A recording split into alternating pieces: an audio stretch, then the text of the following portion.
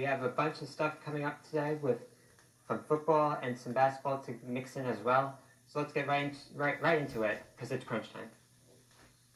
So we'll start with, I want to start with in football with the Giants, Landon Collins. There was abruptly a report that came out from Josina Anderson from ESPN saying that Landon Collins was taking stuff out of his locker and was not expected to be back with the Giants next year as he was saying goodbye to teammates and coaches. So, I'll just give some more background to this story. So, it sounds like he does not want to be franchise tagged, even though it sounds like it's a switch from what he said when the season was over. Said if it had to get to that, then he could do that. But it sounds like he's switching from that. When I first saw this come out, the only thing I could think of why the Giants wouldn't be willing to give Landon Collins a long-term extension is because when Eli Apple was on the Giants, Dave Gettleman just came in. Landon Collins made a remark on the Michael Kay show saying that he was referring to Eli Apple, and he was asked about him, and he, without naming him, because he was asked about distractions, he said that he's a cancer. So referring to Eli Apple, I think when he made that comment, I think knowing that Dave Gettleman is zero tolerance, because he ran Steve Smith right out of Carolina for zero tolerance, I think that didn't go over well with Dave Gettleman. I understand, although yes, you have the OBJ thing because the way he acts, you could probably run him out now too. But that's still a possibility, probably. But I just when I first saw that, that's the only thing I could think of that would make sense. But if this does wind up happening, and there was also reports, there were Giants beat writers that were saying that that the report wasn't true. Although then Landon Collins confirmed it on Twitter, basically saying that Josina Anderson's report is correct. So if this does wind up going down, Dave Gettleman should have the first flight out of JFK the next day. Because you first have the audacity, the uttermost audacity, to pass on the quarterback when you have the number 2 draft pick. You have a quarterback that is on the back 9 of his career, and after the way he was playing in the past couple of years, you could tell that his skill was greatly decreasing. So you had that, and you had then taking a running back, which although he was the best running back in the draft class, taking a running back that high is not that good of a decision, considering that they have low life, basically, not that much of life in the NFL. You could take any running back off the street and if you have a line, you can make it into one of the best running backs in the league. So he did that, and then now you have this coming out where the Giants sound like they're not willing to give their best defensive player a contract extension. That Dave Gettleman, I said this earlier after they passed on the quarterback, and I'll say it again, if this winds up happening again, you have back-to-back things in back-to-back off seasons where Dave Gettleman just drops the ball. There would be no difference if Jerry Reese was still the GM of the Giants right now.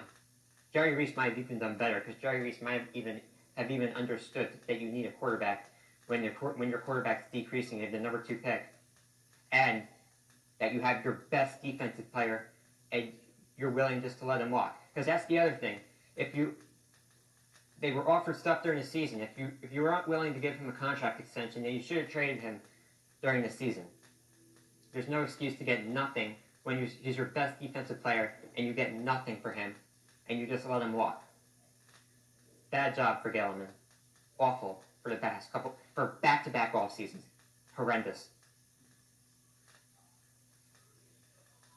All right, so moving on, staying in football, heading up to New England, we have the whole Robert Kraft situation. I mean, you could look up what wound up happening with what Robert Kraft decided to do in Jupiter, Florida, but I want to just focus on the NFL side of it, the Patriots side of it. Although, first of all, I want to focus on football. So, the NFL, if, let's say, Robert Kraft does not wind up going to jail, I think that the NFL has to suspend him for at least a year, if not maybe more. This, because the Patriots, first of all, they already punished the Patriots, but honestly, like, the Patriots, I'm not as far willing to say that the refs will just fix a game for them, but the Patriots do get a lot of, they get a lot of breaks from the league. And if Robert Kraft is not forced to, at very least, be forced to be suspended for a year, at the max, maybe just have to sell. I mean, if none of those options come out of this situation, then I would be willing to say that maybe the NFL could be on New England's side, I guess you could say. But, so that's one thing. That's one part of the story. And then the other thing is, this Robert Kraft situation just puts another stain on the Patriots dynasty. I mean, yes, you have winning, but what did they say? You win, but you have a controversy in your locker room and with your owners, even if you have an owner. I mean, that's just the great deodorant that keeps on giving when you have winning. I mean, you have a dynasty of a team with Super Bowls, but then you have sort of the way I guess you could say, the way the Cleveland Browns were run before John Dorsey got there. In terms of an owner misbehaving.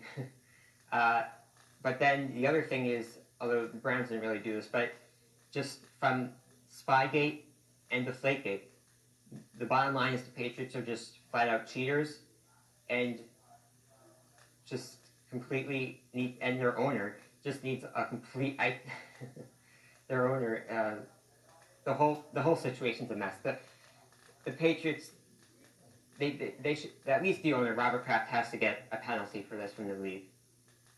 And a fine is not enough, because giving him a fine is like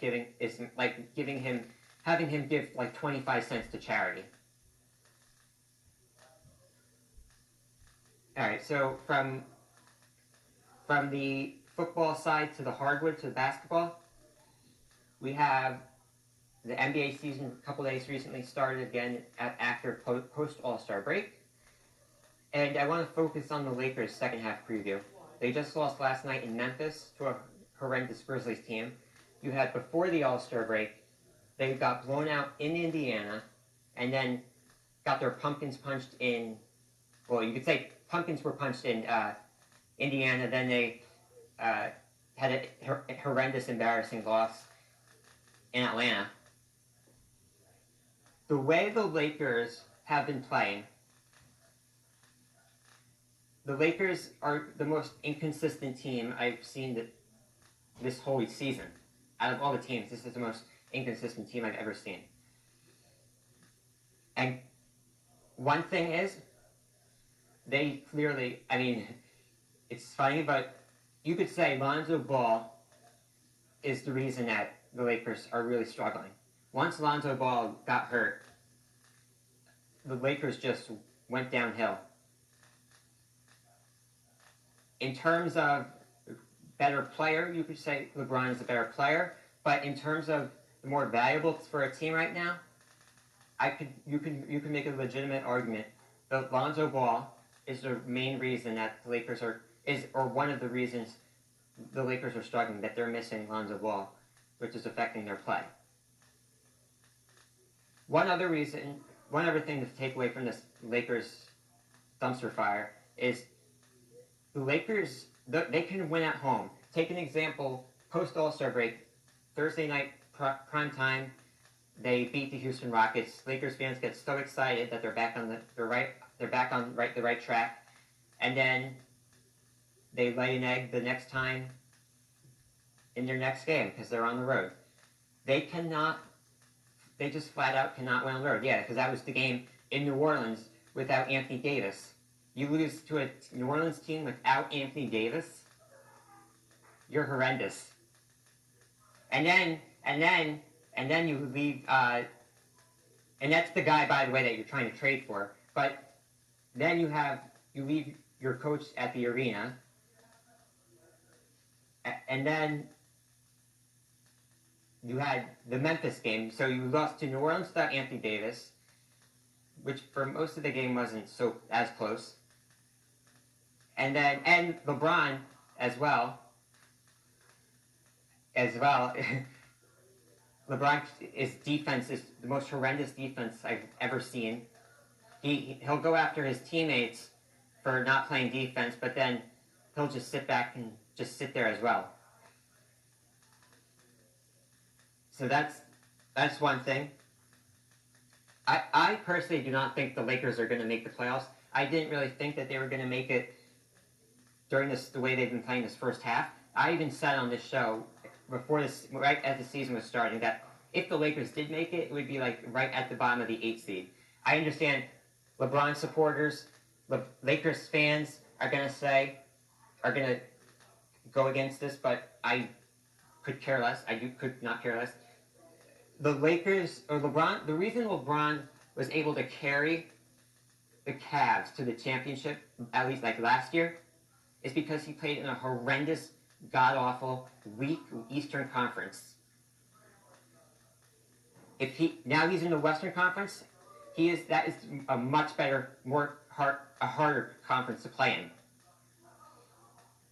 He is not making the playoffs. He cannot carry a team in the Western Conference. It's a much better conference. And then posting the stuff he's been saying this year is a little more interesting. That he's getting more fed up. It sounds like calling out teammates, calling out their effort, and then saying last night that if this is not for you, that you should not be on this team.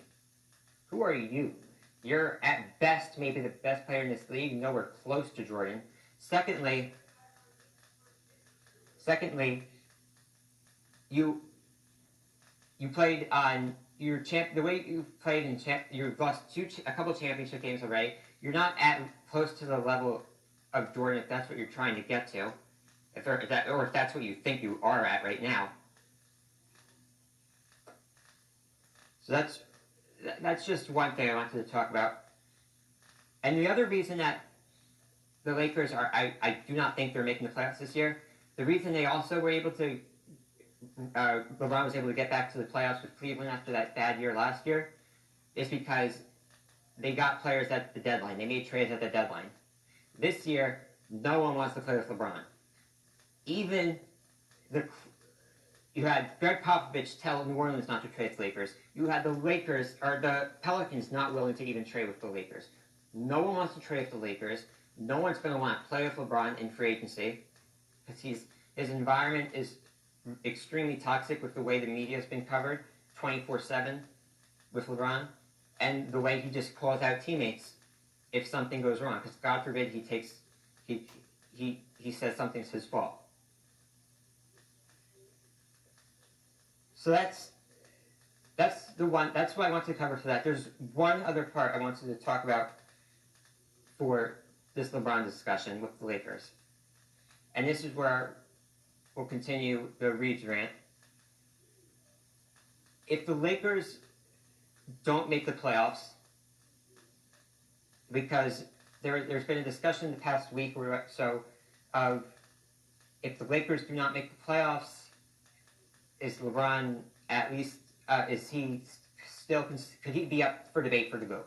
So this is not that difficult of a conversation. Ever since he's been in Cleveland, this has not been even that or I could even say Miami, but it's not that difficult of a debate. If the Lakers don't, first of all, even before I even get to the Lakers, I could even make an argument that, which I thought for last year when he got swept in the finals by Golden State. Once that happened, I could just, because at first I didn't even think he was that better than Jordan, but once it happened, you can't, that's not going to get you past Jordan, because you couldn't even get in the finals. You couldn't even get a game in that series. You couldn't take one game, not even at home in Cleveland. That's pathetic. One game. Jordan. First of all, Jordan went 6 for 6, and then I understand that LeBron supporters are just going to give out, oh, look at the stats he has. Jordan had so much better players around him. Well, first of all, championships, because that's what fans, that's what media members, that's what people look at the end of the day. You could pass Michael Jordan on the most stats of the most points scored of all time, assists, blah, blah, blah. At the end of the day, LeBron's championships, the amount of championships are going to outweigh the stats that a player will put up. That's just facts. That's what every single fan looks at, a media member will look at. That's how at the end of the day, a player will be judged at. Example, in the NFL, you have quarterbacks that won Super Bowls that are judged